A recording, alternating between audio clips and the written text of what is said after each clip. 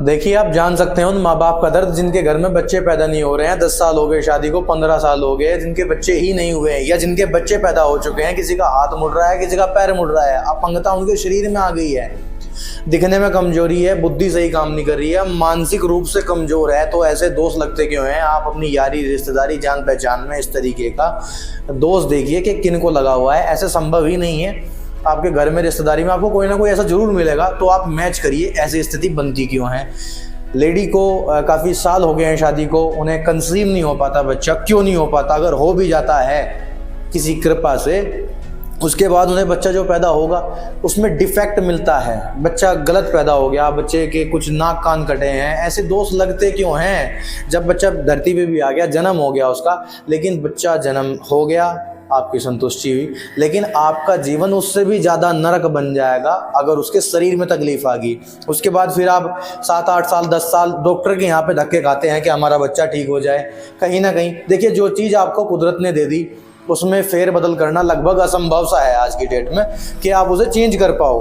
बच्चे गूंगे पैदा हो जाते हैं, बहरे पैदा हो जाते हैं, और सबसे बड़ा रोग ये रहता है कि बच्चे मानसिक रूप से कमज़ोर होते हैं, जिसकी वजह से उन बच्चों को तो खुद मानहानि का शिकार होना पड़ता है और आपको भी एक लज्जा के साथ जीवन बिताना पड़ता है। बिल्कुल नरक जीवन आपका हो जाता है। तो ऐसा दोष, वास्तु दोष घर के अंदर बनता क्यों है, वो सुनिए आप और मैच करिए। आप ध्यान रखिए कि आपके जब गर्भ में बच्चा था उस दौरान कहीं आप अपने घर के उत्तर पश्चिम के कोने, जिसे वायु कोना बोलते हैं, अगर आप वहाँ लेटे थे तब ये दोष बनता है। यदि कोई प्रेग्नेंट लेडी आपकी यारी, रिश्तेदारी, जानकारी में कोई लेट रहा हो वहाँ पे, तो उसे तुरंत आज ही वहाँ से उठाइए, वरना इस किस्म का दोष बनेगा कि जीवन खराब हो जाएगा। अपंग बच्चे वहीं से पैदा होते हैं। वायव्य कमरा बोला जाता है, वायु कोण का कमरा बोला जाता है। हाल में तो वहाँ पे कंसीव ही नहीं होता, अगर हो भी जाता है तो बच्चों का खराब हो जाना, उनका पेट में, गर्भ में उनका बिगड़ जाना, खराब हो जाना तय है, तय है, तय है।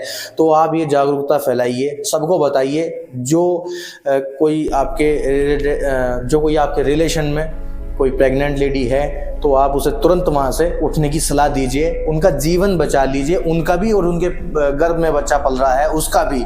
इस तरीके का दोष लगता है कि ज़िंदगी खराब करता है। हमें अगर किसी को ज़्यादा डिटेल में जानकारी चाहिए तो हमारे नंबर पे हमें कॉल भी कर सकता है, लेकिन यहाँ पे आप अपने अहंकार को त्याग के उस कमरे का त्याग कर दीजिए। लगभग इतना तो कर ही दीजिए कि आपके बच्चा जो वहाँ पे पल रहा है उसकी रक्षा हो जाए।